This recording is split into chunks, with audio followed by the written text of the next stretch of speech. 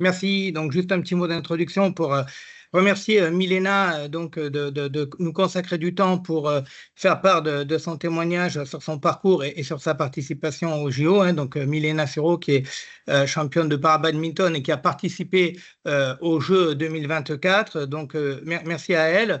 Elle sera accompagnée par Thomas qui va organiser un petit peu les échanges et faire le lien avec vous. L'idée, c'est vraiment de voir un petit peu le parcours et comment on peut concilier un parcours de très haut niveau en matière de sport avec un emploi et à travers l'expérience de Milena, faire un parallèle sur la situation des agents en situation de handicap et l'emploi. Voilà, donc je ne serai pas beaucoup plus long. Merci encore à Milena, à Thomas et merci au Handipact. Et je passe immédiatement la parole à Thomas. Merci. Merci Thierry, merci beaucoup. Alors oui, mini introduction, comment ça va se passer? On va passer une petite heure ensemble. Alors moi, je vais poser plein de questions à Milena. Vous, n'hésitez pas, comme le disait Thierry, à réagir directement. On va se conserver un temps à la fin de la conférence pour poser toutes les questions, mais on sait très bien que des fois, les questions reviennent et partent. Donc voilà, n'hésitez pas à lever la main, à poser les questions dans le chat. On pourra interrompre un petit peu la conférence pour les poser directement. Voilà, donc surtout, n'hésitez pas à lever la main et à poser vos questions. Alors, ben, comme l'a dit Thierry, Milena, elle est sportive de haut niveau, paralympienne, néo-paralympienne, puisqu'elle a participé à Paris 2024. Et donc, du coup, dans le sport qui est le badminton, donc le para-badminton. Donc Milena, tu as vécu les Jeux olympiques et paralympiques de Paris. C'était en début de ce mois-ci, fin du mois d'août. Est-ce que tu peux nous raconter un petit peu cette expérience qui a dû être hors du commun? Bonjour à tous, déjà merci d'être là. Donc, effectivement, ça fait quasiment tout pile un mois que j'ai fait mon entrée aux Jeux paralympiques parce que c'était le 29 août. C'était vraiment une expérience évidemment hors du commun. On s'attendait à vivre quelque chose de fort parce que les Jeux paralympiques et les Jeux olympiques, voilà, c'est tous les 4 ans. Donc nous, c'est vraiment la compétition de référence. C'est la compétition la plus médiatisée. C'est celle qui a souvent le plus de valeur sportivement au niveau de nos points par rapport à notre classement mondial, etc. Donc c'est sûr que c'est déjà la grosse échéance qui rythme en fait la carrière des sportifs de haut niveau. Et là, en plus, c'était les Jeux à Paris, donc ça avait une dimension encore plus exceptionnelle parce que jouer chez soi devant son public, c'est pas tous les 4 matins. Et c'est vrai que nous, en plus, en tant que Paralympiens, on avait déjà vu ce qu'avaient donné les Jeux Olympiques à la maison avec le succès qu'on a tous constaté. Donc, nous, on avait vraiment super hâte d'y être et de voir ce que le public allait nous réserver à nous Paralympiens. Et ça a été vraiment fantastique parce que la billetterie a fait ça le comble. On a joué devant un public qui était vraiment présent pour nous, qui a vraiment donné de la voix, qui a répondu présent sur toutes les épreuves. Et du début à la fin, ça a été encore plus exceptionnel que ce à quoi on pouvait s'attendre. Donc une très, très grande réussite et évidemment un souvenir incroyable qui restera très longtemps, quoi. Alors, avant les Jeux, et je pense qu'on reviendra sur les Jeux, hein, bien entendu, je pense que ça intéresse pas mal de monde. Tu as eu plusieurs vies, on peut le dire. Est-ce que tu peux nous parler un petit peu de ton parcours? Ouais, j'ai commencé le sport en étant jeune. J'ai toujours aimé le sport, donc j'ai fait du foot. Après, j'ai fait du tennis. Le tennis, ça a bien marché, donc j'étais en sport-études pendant 7 ans. Malheureusement, pour diverses raisons et notamment liées à des handicaps qui n'étaient pas diagnostiqués à l'époque, j'ai pas pu aller plus loin dans le sport de haut niveau. Et c'est vrai que ça a été un peu difficile à vivre, ce qui fait que du coup, ça m'a donné envie de faire totalement autre chose, mais toujours dans cet esprit de haut niveau. Et du coup, en fait, je suis devenue musicienne professionnelle. En fait, après mon bac, je suis partie en études supérieures dans la musique. J'ai totalement arrêté le sport et je me suis consacrée à 200% à la musique. Donc, je suis devenue professionnelle pendant à peu près 5 ans, où j'ai fait des concerts, des tournées. J'ai sorti 3 albums, j'ai joué dans divers projets. Et puis, malheureusement, derrière, il y a eu le Covid qu'on a tous connu, qui a été particulièrement difficile à vivre pour nous musiciens, parce que c'est vrai que le spectacle vivant et les concerts, c'est un peu ce qui a été arrêté en premier, bien avant le confinement d'ailleurs. Et derrière, ça, c'est ce qui a été le plus long à revenir à la vie normale. Donc, moi, ça a été assez difficile à vivre de mon côté, mais j'en ai profité pour saisir une opportunité de partir sur une toute autre activité professionnelle, et qui, pour le coup, était un peu plus compatible avec mon handicap, parce que à la base, je suis autiste. Donc, je suis partie dans la production de sel artisanal dans les marais Salonguérande. Donc, une activité agricole, pleine nature, plein air, toute seule. Donc, gros contraste avec la musique, mais voilà, pour le coup, qui respectait pas mal plus mon handicap. Et donc, du coup, voilà, je me suis formée, j'ai été chef d'exploitation agricole. Et puis, par la suite, est arrivé le para-badminton et le sport de haut niveau, donc qui est un job à part entière, parce que c'est pas, voilà, faire du sport de haut niveau, c'est pas comme faire du sport dans le club du coin tous les mercredis. Donc là, pareil, je suis repartie sur un projet de zéro, mais toujours voilà, en cumulant en parallèle mon activité pro. Donc j'ai 27 ans et j'ai eu pas mal de vies différentes jusque-là, mais bon, c'est assez représentatif de ce que me réserve la vie, notamment du côté de la santé. Ouais, c'est assez impressionnant. Alors, tu l'as un petit peu mentionné. Tu as un TSA, donc un trouble du spectre autistique, et tu as un autre handicap. Est-ce que tu peux nous parler un petit peu des spécificités de tes handicaps?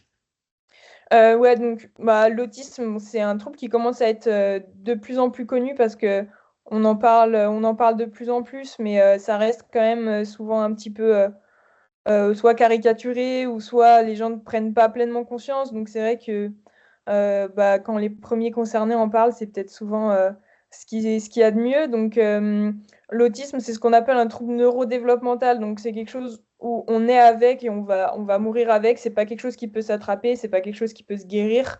Par contre, c'est quelque chose qui peut mettre beaucoup de temps à être diagnostiqué. Euh, Notamment chez les femmes, c'est quelque chose qui est souvent avec un diagnostic très tardif, parfois à l'âge adulte. Mais ça ne veut pas dire que la personne est devenue autiste, hein. Ça veut dire qu'elle avait son trouble qui était présent depuis le plus jeune âge, mais que par des stratégies de compensation, elle a pu un peu masquer. Et ça, c'est très, très fréquent chez les personnes autistes. Donc, moi, souvent, quand les gens apprennent que je suis autiste, la première chose qu'ils disent, c'est « Ah, on dirait pas ». Parce qu'effectivement, c'est pas forcément quelque chose qui se voit au premier coup d'œil.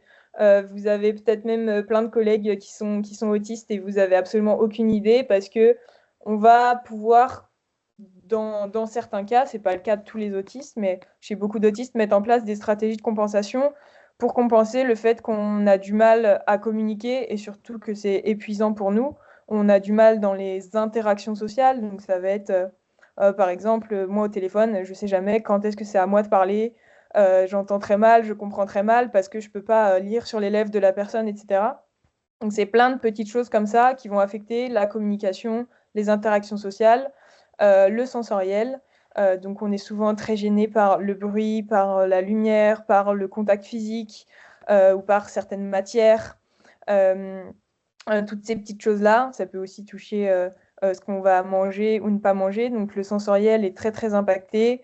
Et enfin, ce qu'on va appeler des intérêts, des comportements restreints, c'est un peu comme des grandes passions qu'on va avoir.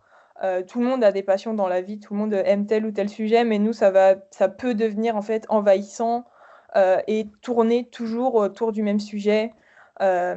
Et ça peut à la fois être un gros handicap, parce que c'est parfois pour nous difficile de passer à autre chose, et à la fois parfois, on va pouvoir en faire une force et utiliser ces points d'ancrage pour justement aller socialiser vers les autres, parce que c'est des sujets qui vont être assez faciles, ou carrément en faire notre profession.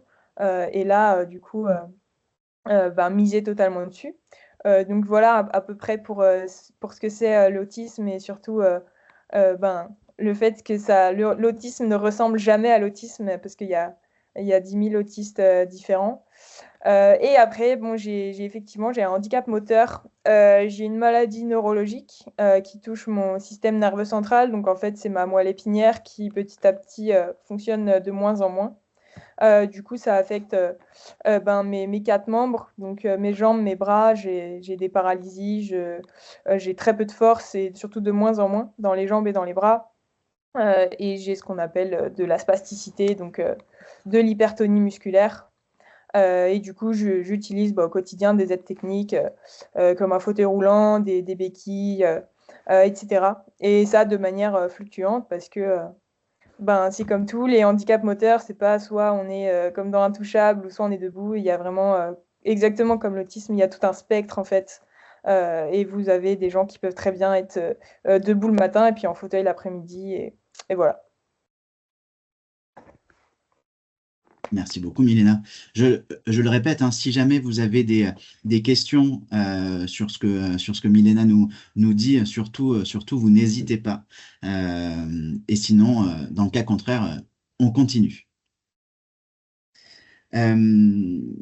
Alors, on l'a un petit peu mentionné, tu cumules aujourd'hui 3 emplois. Donc, sportif de haut niveau, paludière. Tu vas peut-être nous en parler un petit peu plus, mais paludière avec ton handicap, donc, qui est un métier physique. Donc, ça coche les cases du TSA, mais est-ce que ça coche les cases de ton second handicap? Et conférencière, clairement, où est-ce que tu trouves l'énergie? Alors, j'ai plus vraiment 3 activités, parce que mon activité dans les marais salants étant, comme tu le dis, très physique, elle est et était de moins en moins compatible avec mon handicap moteur. Ce qui fait que courant 2022, j'ai pris conscience que c'est pas une activité que j'allais pouvoir faire encore très longtemps. Du coup, à cette époque, je me suis pleinement lancée dans ma carrière de sportif de haut niveau, qui à la base n'était pas trop compatible avec mon activité de paludière, mais voilà, sachant que ça n'allait pas durer toute ma vie, je me suis lancée dans le sport de haut niveau. En a découlé mon activité de conférencière, que j'ai pleinement lancée en 2023. Voilà, vraiment dans un optique de transition, de changement de carrière, parce que voilà, je savais très bien que le Marais, ça n'allait pas durer très longtemps. Et actuellement, voilà, je suis en pleine cessation d'activité au Marais. Donc, j'ai cumulé ces 3 activités pendant à peu près 1 an, on va dire. Alors, effectivement, c'est pas de tout repos, d'autant plus qu'avec mes handicaps, c'est pas que j'ai moins d'énergie. Le matin, quand je me lève, j'ai autant d'énergie que vous. Mais moi, mon énergie, elle va s'épuiser beaucoup plus vite dans la journée, parce que dès que je fais quelque chose, que ce soit au niveau moteur, tout me demande beaucoup plus d'énergie, de m'habiller, préparer à manger, etc. C'est quand on est tétraplégique, c'est toujours plus énergivore que quand on a toute sa force.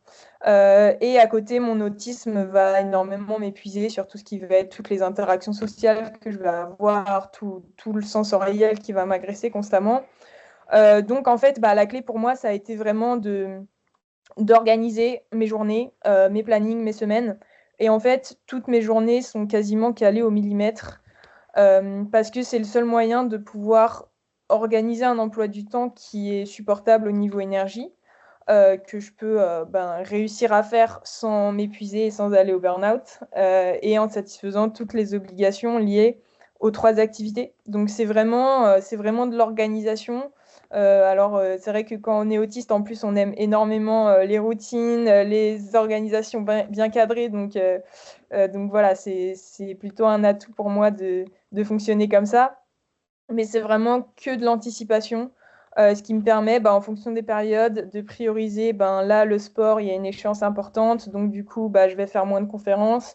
Au Marais, je suis chef d'exploitation, donc j'ai la chance de pouvoir gérer un peu comme je veux, mais en fait, j'ai un patron, c'est la météo, et ça, je peux pas y couper. Donc du coup, comment je fais pour compenser ça? Parce que si je suis en compétition au Brésil et qu'au Marais, la météo, elle me laisse pas de repos, comment je fais? Donc c'est vraiment de l'anticipation sur des moyens techniques et des moyens humains, surtout que j'ai dû mettre en place cette dernière année pour compenser mes absences. Donc c'est vraiment voilà, un mélange d'anticipation totale et d'organisation des plannings et de mise en œuvre de moyens humains dont j'avais pas forcément besoin quand j'étais seulement chef d'exploitation parce que on n'a pas forcément besoin de beaucoup embaucher quand on n'est pas levier. On a vraiment des exploitations à taille humaine. Mais moi, voilà, j'ai dû faire ce choix d'embaucher quelqu'un sur des périodes où de base, j'avais pas forcément besoin avant. Et du coup, voilà, de financer ça aussi. Enfin, après, c'est toute c'est une organisation totale en fait de ma vie qui est voilà, qui est centrée pour le coup autour de ces trois activités et il n'y a pas grand chose à côté, mais bon, en même temps, le sport c'est aussi mon loisir à la fois, donc j'ai quand même un équilibre dans tout ça, quoi. Donc, parlons outils de compensation. Donc déjà, tu nous l'as dit, une vie au millimètre. Est-ce que tu as d'autres moyens de compensation? Alors, humain, tu nous l'as dit aussi, tu as dû embaucher. Est-ce que tu as mis en place, toi, d'autres choses? Alors déjà dans ma vie quotidienne, j'ai eu recours assez précocement aux aides techniques, c'est-à-dire que aujourd'hui, je suis encore capable de marcher, mais par exemple, dans mon quotidien, j'utilise un fauteuil roulant, comme je vous disais tout à l'heure, quasiment à partir de midi, je suis quasiment plus debout. Alors d'une part parce que ça me coûte beaucoup d'énergie, d'être debout et de marcher et cetera. Donc du coup, de l'énergie que je dépense pas là-dedans, c'est de l'énergie que je peux mettre ailleurs. Hem Donc du coup, voilà, les aides techniques très tôt, c'est pas forcément facile pour, les gens qui ont un handicap, qui arrivent au cours de la vie, de passer ces barrières, du fauteuil roulant ou des béquilles et cetera. Mais en fait, une fois qu'on est dedans, on se rend compte à quel point ça facilite, notre quotidien et ça nous permet, de faire beaucoup plus de choses, que quand on se refuse un peu ça.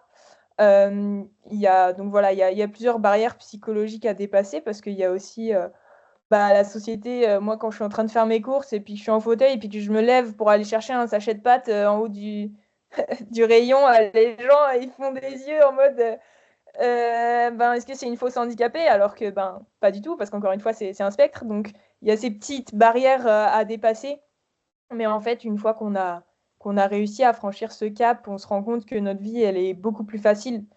Donc les aides techniques, c'est vraiment super important, hem et que ce soit du coup dans la vie perso ou dans la vie professionnelle, parce qu'en plus on a la chance que tout ce qui touche aux professionnels, on a beaucoup d'aides financières pour pouvoir, les financer et ça c'est vraiment, c'est quelque chose que souvent les gens ignorent quand ils ont un handicap, mais dès que ça touche, de près ou de loin, parce que par exemple moi mon fauteuil roulant, je m'en sers, évidemment dans ma vie quotidienne, mais aussi dans ma vie professionnelle et du coup c'est quelque chose qui peut être financé par, par les organismes, compétents. Donc voilà, c'est des choses comme ça que j'ai pu mettre en place, dans mon quotidien et qui du coup, fait que ma vie professionnelle aujourd'hui est possible alors que ce serait pas forcément le cas si je perdais trop d'énergie, ailleurs, quoi. Merci beaucoup. On va revenir au jeu, au JO, au JOP. Donc, on l'a mentionné, tu as un trouble du spectre autistique et on l'a aussi beaucoup vu pendant les Jeux, il y avait un bruit monstrueux. Et donc, du coup, pour la majorité des athlètes, je crois que ça a été, ça galvanisait plutôt. Mais toi, avec ton autisme, est-ce que c'était la même chose ou est-ce que c'était quelque chose de compliqué? Et pareil, dans ta préparation mentale, qu'est-ce que ça change d'avoir un TSA? Alors pour le coup, sur les jeux en eux-mêmes et sur l'ambiance quand je jouais, moi aussi, ça a été un vrai plus. Alors, il y a effectivement l'aspect sensoriel pouvait être agressant, mais en même temps, en fait, l'aspect psychologique était tellement plus important que pour le coup, ça a dépassé un petit peu le fait que oui, l'entrée, quand je rentre sur le terrain les 2 fois et que tu as 8000 personnes qui hurlent et t'applaudissent, c'est vrai que même je pense n'importe qui au niveau des tympans physiquement, c'était un peu dur. Mais en même temps, tu es là et tu as 8000 personnes qui t'acclament.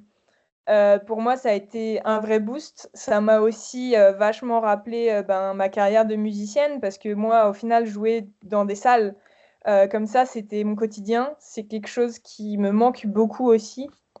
C'est quelque chose voilà, qui est parfois un peu dur quand je vais voir des concerts. Ça me manque beaucoup de ne pas être la personne sur scène qui est acclamée parce que c'est vrai que voilà, c'est quand même quelque chose qu'en tant qu'être humain, c'est assez valorisant. Donc moi, ça m'a vraiment rappelé mon passé de musicienne et ça a été un super boost. C'était vraiment absolument incroyable, les 20-25 minutes sur le terrain avec le public qui est derrière. Ça a été un vrai plus. Donc moi, j'aime jouer quand il y a du monde. C'était déjà le cas quand je jouais au tennis. Donc moi, si ça pouvait être comme ça à toutes mes compétitions, ce serait un vrai plus. Après, évidemment, c'est comme tout. Pour pouvoir, pendant 30 minutes, supporter ça sensoriellement et que ça se transforme en positif, fatalement, tout le reste du temps, il fallait que j'ai cette énergie disponible pendant le match. Et donc, c'est de l'organisation tout autour.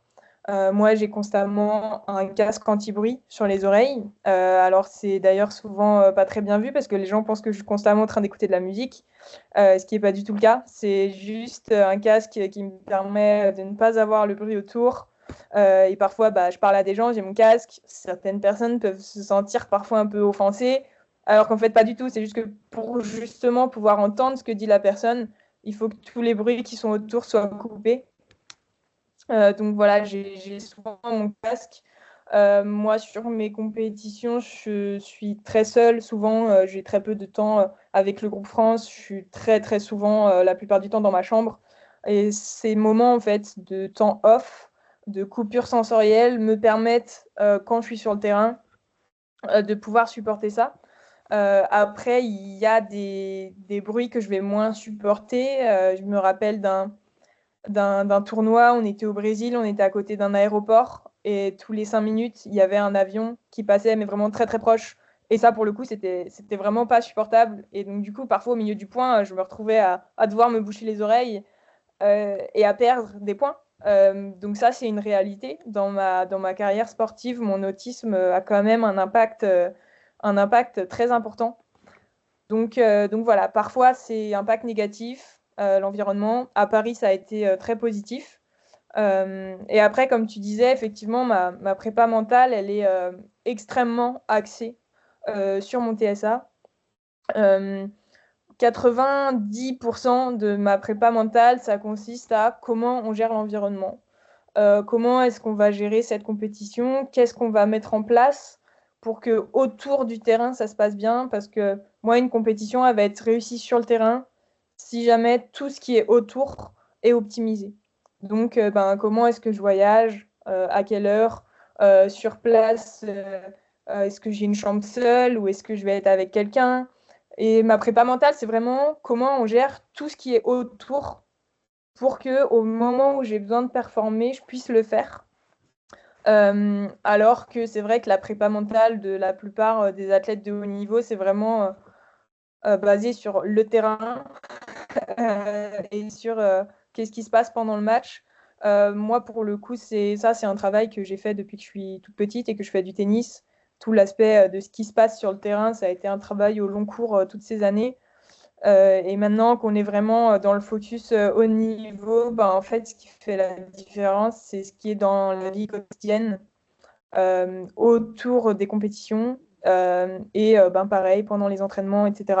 Donc, c'est vraiment tout ce qui est autour qu'on va vraiment optimiser pour, voilà, pour que au jour J, tout soit aligné et que j'ai toute mon énergie pour le jour J, quoi. Ouais, et pour la petite histoire, alors Milena, tes matchs ont été télévisés et c'était une image importante, je trouve, de te voir sortir. En fait, Milena, ce qu'il faut savoir, c'est qu'elle joue debout, donc sur un terrain classique. Donc voilà, en fonction des handicaps, il y a des demi-terrains, des terrains, des grands terrains, des terrains classiques. Et en fait, au moment de sa sortie, Milena met un casque sur les oreilles et sort en fauteuil. Et en fait, pour moi, c'est une image qui est importante à montrer pour montrer que effectivement le handicap est un spectre et donc du coup oui on peut être debout et après ensuite en fauteuil et donc du coup c'était une image vraiment sympa. On a une question dans le chat, Milena. Comment la fédération t'a accompagné? La fédération, je pense qu'on parle de la Fédération française de BAD ou de la FFH, j'imagine. Ouais, alors moi je dépends de la Fédération française de badminton, donc c'est eux qui gèrent le para-badminton également. J'ai énormément de chance parce que notre fédération ces dernières années a déjà mis des moyens pour le para-badminton, donc des moyens financiers, hein, tout simplement. Clairement, on parle de ça, ce qui n'est pas forcément le cas de toutes les fédérations. Donc déjà, on a des moyens financiers qui nous permettent de ne pas être trop limité. Moi, aujourd'hui, j'ai pas à choisir quel tournoi je vais faire dans l'année parce que j'ai pas les moyens d'aller à celui-là, donc je vais essayer d'aller à celui-là, etc. Aujourd'hui, même si j'ai une grosse part à financer moi-même, j'ai quand même la Fédé qui prend en charge, je pense, un bon 60-70%, ce qui est vraiment très confortable. Donc ça, voilà, on est tous logés à la même enseigne en équipe de France. Euh, donc évidemment, en fonction des potentiels de médailles qu'on a, on va chacun avoir un soutien financier. Après, là où j'ai encore plus de chance, c'est que j'ai une fédération qui est 100%, bon peut-être pas 100% parce que rien n'est jamais parfait, mais qui est extrêmement à l'écoute de mon autisme. Ce qui ne coule pas de source parce que, en fait, aujourd'hui, je fais du parasport parce que j'ai un handicap moteur. Le fait que je sois autiste, ça ne rentre absolument pas dans l'équation. C'est-à-dire que j'ai des difficultés avec le bruit, que j'ai des difficultés parce que tout me fatigue, etc., etc. Ça ne rentre pas du tout en compte dans ma classification. Et quand je suis sur un terrain de para-badminton, je le suis que parce que je suis handicapé moteur. Et donc, la fédération aurait très bien pu dire, en soi, ton autisme, c'est bien, mais c'est en plus, et nous, ça ne nous concerne pas. Mais pas du tout. La Fédé de BAD a vraiment depuis le début, pris en compte le fait que j'ai un handicap supplémentaire qui nécessite des aménagements supplémentaires. J'ai un coach qui est spécialisé en activité physique adaptée, qui a beaucoup travaillé avec un public handicapé et qui aussi a spécifiquement travaillé avec des personnes autistes. Donc déjà, j'ai un coach qui connaît très bien l'autisme et qui s'adapte au maximum à mes besoins et à mes limites. Et derrière, la fédération prend aussi énormément ça en compte. Donc concrètement, sur les tournois, on va dire 90% du temps, je suis en chambre seule. Alors que la Fédé essaye forcément toujours de remplir les chambres parce que économiquement, c'est ce qui est évidemment le plus économique. Mais moi, voilà, j'ai ce droit d'être en chambre toute seule. J'ai aussi cette possibilité d'avoir un aidant sur mes compétitions. Donc, la fédération fait des demandes d'accréditation pour que j'ai une personne qui m'aide et qui va être là, du coup, en chambre avec moi, présente sur la compétition pour qu'encore une fois, tout l'aspect extra-sportif soit supporté par quelqu'un d'autre et que moi, j'ai que à me concentrer sur le sportif. Et pareil, là, la Fédé a fait un gros boulot pour les Jeux paralympiques. Moi, je suis aidée d'un chien d'assistance dans mon quotidien. Et là, pour les Jeux paralympiques, pour que je puisse l'avoir avec moi, sachant qu'au niveau des accréditations, c'est hyper strict et c'est un peu différent des autres compétitions, il fallait que mon chien ait une salle pour pouvoir rester tout seul en sécurité pendant mes matchs. Ce qui n'avait pas été à la base prévu par l'organisation de Paris 2024. Et ma Fédé a vraiment bataillé pendant plusieurs semaines pour que on puisse avoir une pièce pour mon chien d'assistance et qu'il puisse venir avec moi sur les Jeux et que tout se passe au mieux. Donc Donc la Fédé m'aide énormément sur ces questions-là et a pleinement pris conscience que si on veut que je performe, il faut absolument prendre en compte tous mes handicaps et m'aider en ce sens. Merci beaucoup pour cette réponse super complète. Alors, on l'a constaté pendant les Jeux olympiques et paralympiques, enfin, je ne sais pas si vous l'avez constaté, mais moi un petit peu, le sport a vraiment contribué à changer la perception du handicap dans la société. Moi, j'ai pas mal de personnes en fauteuil notamment qui m'ont dit, moi, je n'ai jamais été aussi bien reçu à Paris que pendant les Jeux. Le regard des gens, c'était, on me regardait normalement, j'étais devenu quelqu'un de normal. Et donc, du coup, c'est plutôt quelque chose de super positif, on en conviendra. J'ai deux questions. Est-ce que c'était une parenthèse enchantée et que le soufflet va forcément retomber? Et deux, est-ce qu'on doit aller encore plus loin dans le changement de cette perception du handicap? Alors, pour moi, clairement, c'était une parenthèse enchantée. Je vais même aller plus loin que ça. C'est que moi, même pendant les Jeux, j'ai eu des refus d'accès de taxi à cause de mon chien d'assistance. J'ai eu des refus d'accès à cause de mon fauteuil. Donc, même si la parenthèse était enchantée, même pendant ces 2 semaines-là où on se dit tout aurait dû être parfait, même là, on se rend compte qu'on était encore face à des discriminations, face à des injustices. Donc, malheureusement, on est encore très loin d'être dans une société qui accepte pleinement tous les types de handicap. On a beaucoup de retard en France, mais c'est pas que la France, même si on aime toujours dire la France a du retard, c'est aussi le cas ailleurs. Après, effectivement, les Jeux paralympiques ont permis. Moi, en fait, comment je le vois, c'est que les Jeux permettent de mettre en lumière des sportifs, et c'est très bien. Surtout, ils permettent de nous donner la parole et ce qu'on nous écoute. Parce que c'est vrai que moi, je prends la parole très régulièrement sur les réseaux sociaux pour parler de plein de sujets divers, de défauts dans l'accessibilité, etc. Et généralement, en fait, on n'a pas trop d'écho. C'est-à-dire que les gens s'en fichent un peu.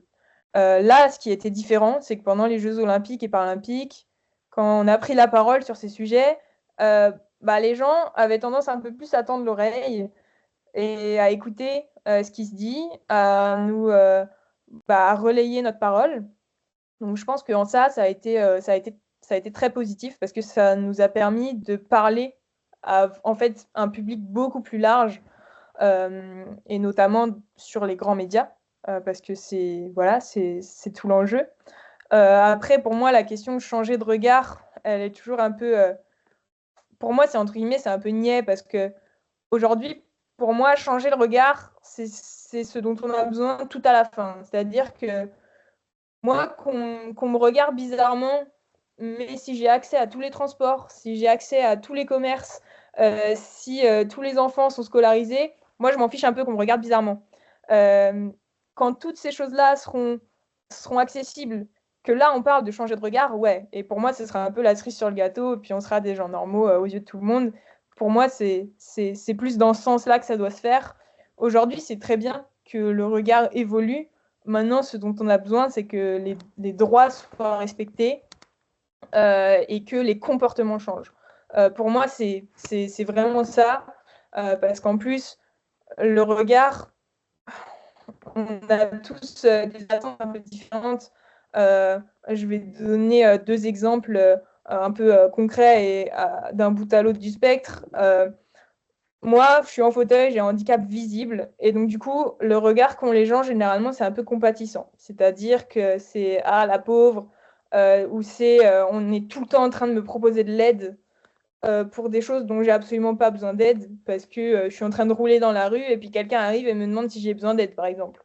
Donc, moi, en tant que personne qui a un handicap visible, le regard que j'ai aujourd'hui, c'est toujours du regard compatissant alors que j'en ai pas besoin. À l'inverse, j'imagine une maman qui est avec un enfant autiste dans un magasin et son enfant se met à faire une crise parce qu'il y a trop de lumière, il y a trop de bruit, etc. Et ben là, le regard des gens, c'est quoi? C'est tout le monde la juge.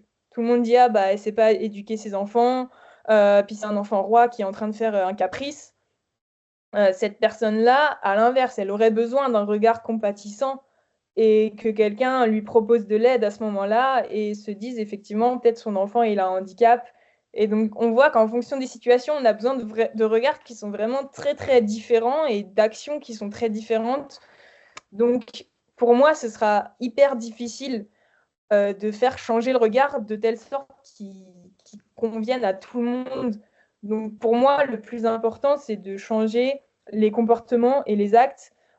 C'est, bah voilà, j'organise un événement, bah, je m'assure qu'il soit accessible à tous, ou en tout cas au maximum. Je vais mettre des sous-titres sous mes vidéos, je vais mettre une description audio sur les images que je projette, je vais mettre une rampe d'accès s'il y a une marche pour accéder au bâtiment, etc., etc. Et ça, pour moi, c'est le plus important. Ben, tout simplement d'être effectivement ouvert d'esprit et écouter ce que l'autre a à dire. Parce qu'effectivement, on voit bien qu'entre deux personnes, même qui ont le même handicap, eh ben, elles ne vont pas avoir besoin des mêmes choses au même moment. Donc, pour moi, c'est en bonne voie parce qu'il y a des grands événements comme les Jeux paralympiques qui permettent de nous donner la parole. Et voilà, aujourd'hui, je prends la parole devant vous grâce aux Jeux paralympiques. Donc, en fait, ça, c'est vraiment génial. Mais il faut vraiment continuer et doubler d'efforts parce qu'on sait très bien que ça va retomber. On a bien vu, hein, on est un mois après les Jeux et puis le nouveau gouvernement n'avait pas nommé de ministre ou de secrétaire d'État au handicap. Donc on voit quand même que c'est retombé super vite. Et donc c'est pour ça qu'on doit constamment continuer parce que c'est assez facile pour tout le monde de nous oublier parce que toujours pareil, c'est plus simple et puis ça coûte moins cher, quoi. Donc il faut perdurer pour continuer sur cette lancée en tout cas, ouais. Merci beaucoup pour ce témoignage. Alors, on va revenir à Handipact. Alors, quel conseil tu donnerais aux agents qui pourraient être en situation de handicap, à leurs managers, à leurs collègues qui eux aussi pourraient être en situation de handicap, pour développer la performance et le bien-être au sein de leurs équipes? Est-ce que tu as des conseils là-dessus? Eh ben, pour moi, les conseils, c'est un peu tout ce que j'ai pu témoigner depuis le début. Pour moi, la première chose, c'est l'aménagement du poste. C'est pour ça que c'est important quand on a un handicap, quel qu'il soit. Je sais très bien qu'il y a beaucoup de gens qui n'osent pas faire valoir leur RQTH parce qu'ils ont peur de plein de choses et c'est légitime. Mais ce qui se passe, c'est que voilà, si on peut avoir un aménagement de poste, que ce soit par des aides techniques, mais aussi par des aménagements d'emploi du temps, comme je vous disais. Moi, si on me colle dans un bureau de 9h à 17h, je vous garantis qu'il ne va absolument rien en ressortir.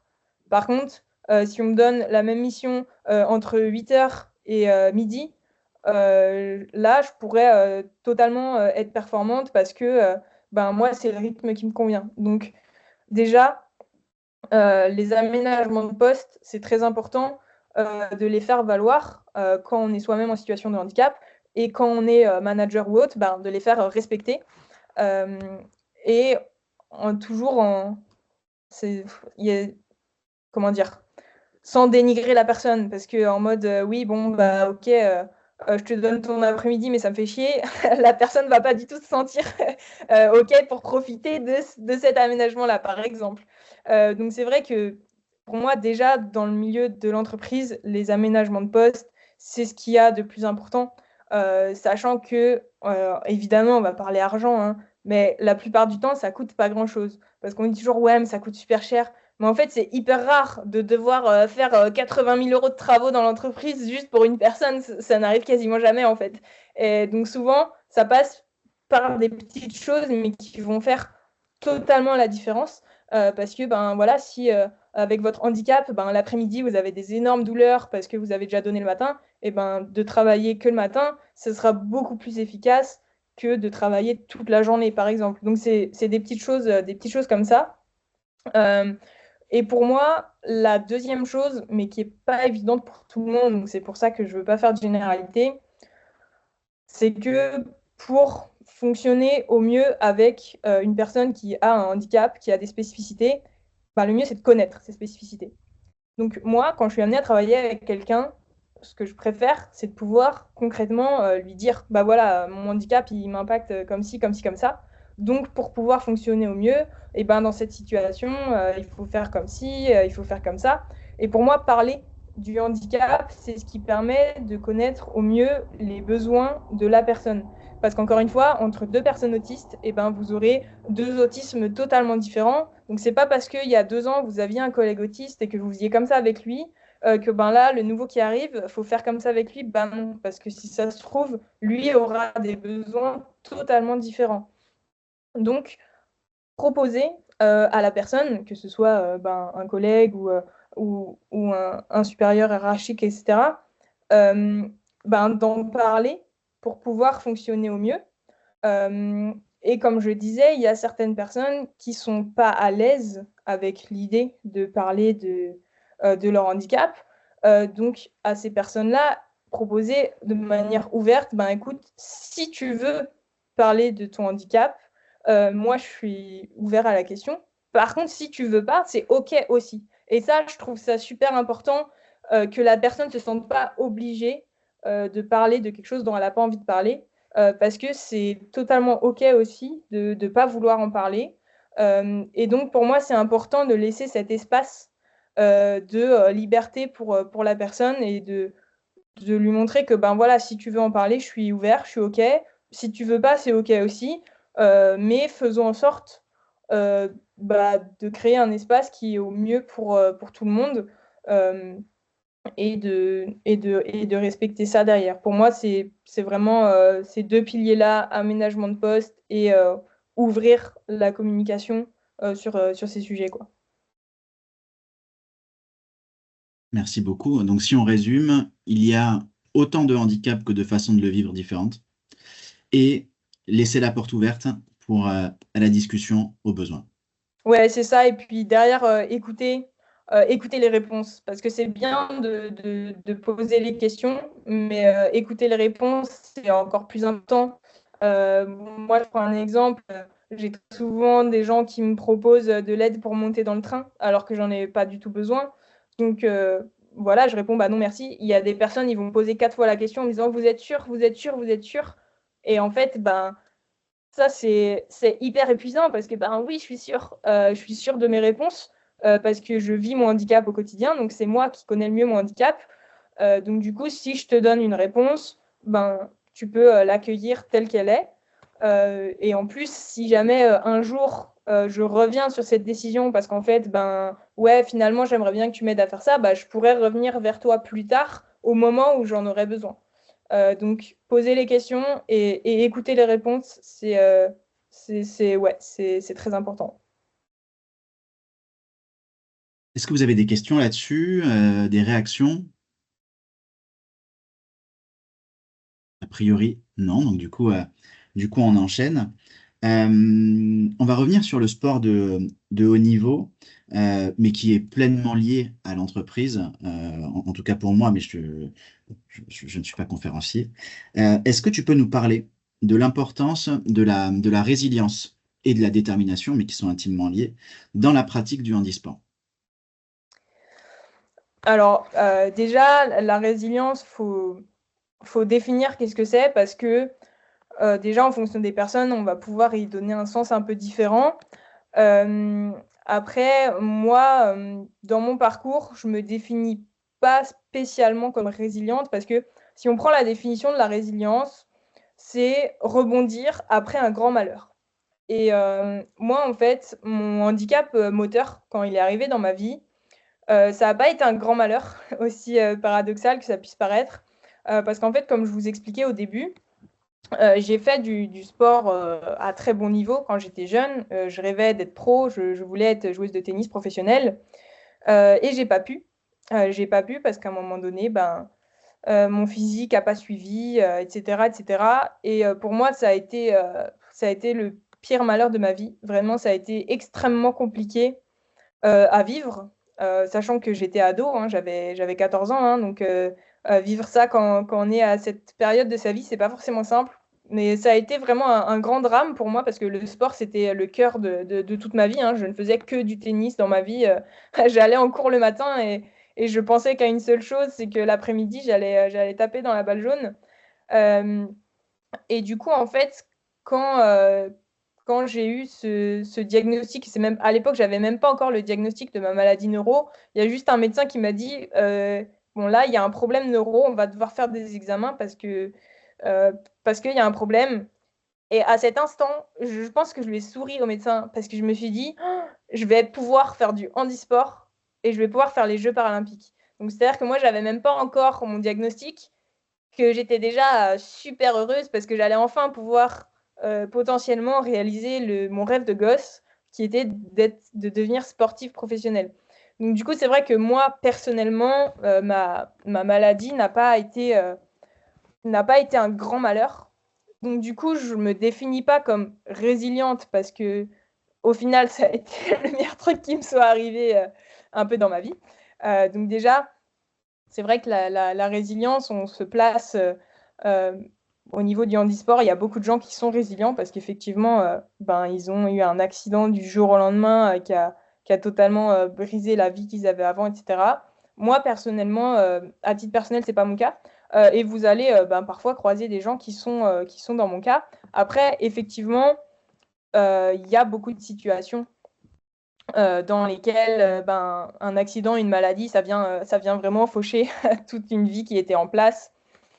Et c'est vrai que c'est des profils qu'on retrouve beaucoup dans le handisport parce que le handisport permet de se lancer dans quelque chose de très très grand à un moment où ces gens n'avaient plus beaucoup d'espoir. Alors après, évidemment, on parle du sport, mais il y a plein de personnes handicapées qui n'aiment pas le sport, qui n'aimaient pas avant, qui n'aimeront pas après. Donc c'est sûr que pour ces personnes-là, ça s'applique pas du tout. Et puis ces personnes, je vous garantis qu'elles en ont ras la casquette qu'on leur parle des Jeux paralympiques. Donc du coup, effectivement, pour moi, l'idée, c'est vraiment de voir avec la personne qu'est-ce qu'elle aime dans sa vie et lui dire t'es pas obligé de faire du sport. Et puis, c'est vrai que avoir un projet de vie qui soit sportif, mais comme je dis, ça peut être professionnel parce que moi, au moment où je quitte la musique pour m'installer dans les marais salants, c'est un projet de vie qui me galvanise et qui vraiment, c'est un super bonheur de me lancer là-dedans, même si ça voulait dire arrêter un super métier qu'est la musique. Et c'est vrai que pour le coup, je pense que j'ai fait plus preuve de résilience à ce moment-là de ma vie que au final quand je suis devenue sportive professionnelle. Et c'est vrai que un projet professionnel, quel qu'il soit, ça peut être source d'une motivation dans la vie et de concrétiser une envie de vivre, hein, tout simplement, parce que parfois on parle de ça, hein, le handicap, ça peut être extrêmement violent et c'est vrai que les projets de vie, quels qu'ils soient, sont importants. Mais en même temps, parce que moi, c'est un peu la marque de fabrique de toutes mes prises de parole, c'est que je suis dans la nuance. Il y a des personnes qui, malheureusement, ne pourront jamais avoir un projet sportif ou professionnel de par la nature de leur handicap. Et pour moi, c'est important de laisser la place à ces personnes-là aussi dans la société et de leur dire c'est OK, parce que ces personnes-là sont les premières lésées de leur situation. Et du coup, voilà, c'est quand même important de garder à l'esprit que c'est pas parce qu'on n'est pas champion paralympique qu'on n'a pas sa place dans notre société, quoi. Donc, c'est important de laisser la place à tous les individus, quels qu'ils soient et quel que soit leur projet, quoi. Merci beaucoup pour ce témoignage. Parlons de projet, et ça sera ma dernière question. C'est quoi tes objectifs maintenant? Est-ce qu'on va parler de Los Angeles en 2028? Est-ce que l'idée, c'est de devenir une conférencière internationale? C'est quoi tes projets? Alors moi, mes projets, très clairement, ils sont en premier sportif. Aujourd'hui, tout ce que je fais autour du sport, c'est pour pouvoir vivre, hein, c'est pour pouvoir payer mes factures, etc. Je prends énormément de plaisir à prendre la parole. Aujourd'hui, je suis très heureuse d'être là devant vous et d'avoir une vingtaine de personnes qui sont intéressées par ce que je dis. Je le fais vraiment pas juste parce qu'il faut que je paye mes factures, hein. C'est vraiment une activité que j'ai développée parce que j'y prends du plaisir et que c'est compatible avec ma carrière sportive. Mais néanmoins, mon objectif principal, c'est effectivement c'est Los Angeles dans 4 ans. c'est le para-badminton. On va avoir 2 championnats du monde avant Los Angeles, 1 ou 2 championnats d'Europe, plus entre 5 et 6 Coupes du Monde chaque année sur le circuit international. Donc moi, mes objectifs, ils sont avant tout sportifs. Ça, c'est clair et net. Donc, ça va être toujours plus dans la recherche de performance, dans l'optimisation, comme je parlais au début, de mes semaines pour pouvoir m'entraîner, récupérer et pouvoir performer au mieux. Donc ça, c'est l'objectif numéro 1. Après, bien sûr, mon objectif numéro 2, et c'est un combat que je mène depuis pas mal de temps, c'est cette sensibilisation au niveau de la société, donc sur tous les handicaps, parce que pour ma part, voilà, j'ai un handicap qui est dit invisible, qui est l'autisme, et qui est très mal pris en compte dans la société. J'ai un handicap qui est visible, puisque voilà, j'ai un handicap moteur, je me déplace en fauteuil roulant, et là c'est pareil, c'est parfois entre guillemets trop pris en compte, c'est-à-dire, comme je vous disais tout à l'heure, j'ai toujours des millions de personnes toute la journée qui me proposent de l'aide, alors que c'est pas toujours très opportun, etc. Donc en fait, quel que soit ce que je défends, je suis vraiment là pour sensibiliser au maximum, parce qu'encore une fois, quand on me propose trop d'aide, c'est pas de la malveillance, et j'en ai pleinement conscience. C'est juste que les gens ne sont pas habitués à fréquenter des personnes handicapées. Pourquoi? Parce que déjà, la société, elle est très peu accessible. Donc forcément, si tu peux pas prendre les transports, tu vois pas de personnes handicapées dans les transports. Malheureusement, il y a trop d'enfants handicapés qui n'ont pas accès à l'école. Je ne sais pas, vous, si dans votre scolarité, vous avez déjà eu des camarades de classe handicapés. Et en fait, on se rend compte que très peu, alors que les enfants handicapés, ça existe. Mais malheureusement, ils n'ont pas accès à l'école, parce que soit l'école en elle-même est physiquement pas accessible, soit que les enfants ne peuvent pas bénéficier d'auxiliaires de vie scolaire sur le temps dont ils ont besoin, etc. Donc aujourd'hui, il y a trop d'enfants qui n'ont pas accès à l'école ordinaire, et en fait, des enfants qui ne fréquentent pas d'enfants handicapés, c'est des adultes qui n'ont pas connaissance de c'est quoi une personne handicapée, comment on fait. Moi, j'ai un ami d'enfance qui est aveugle, et en fait, avant, je ne savais pas comment on faisait avec un aveugle, et maintenant, moi, je sais exactement concrètement, comment on guide un aveugle dans la rue, comment est-ce que lui, il fait pour utiliser son smartphone, etc., etc. Et ça, c'est des choses que je ne savais pas avant de côtoyer une personne concernée. Donc du coup, pour moi, c'est extrêmement important de sensibiliser un maximum de monde, parce que plus les gens sauront faire, et plus nous, on pourra vivre notre vie de manière totalement normale, et de manière totalement voilà, lambda et sans entrave. Et ça passe par les prises de parole, par les conférences, par la sensibilisation que je fais sur les réseaux sociaux.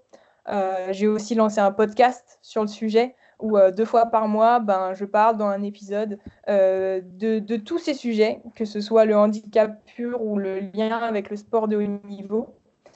Ça, c'est vraiment mon deuxième objectif, c'est de développer tout ça pour rendre la société un maximum accessible à un maximum de monde. Merci beaucoup, Milena, pour ce témoignage. Écoutez, on va passer aux questions, si vous le voulez bien. J'espère que déjà vous avez appris plein de choses, parce que c'était un des premiers buts. Et le deuxième, c'est que vous avez passé un bon moment, parce que c'était le deuxième but. Il nous reste 6-7 minutes ensemble. Si vous voulez réagir, c'est avec grand plaisir.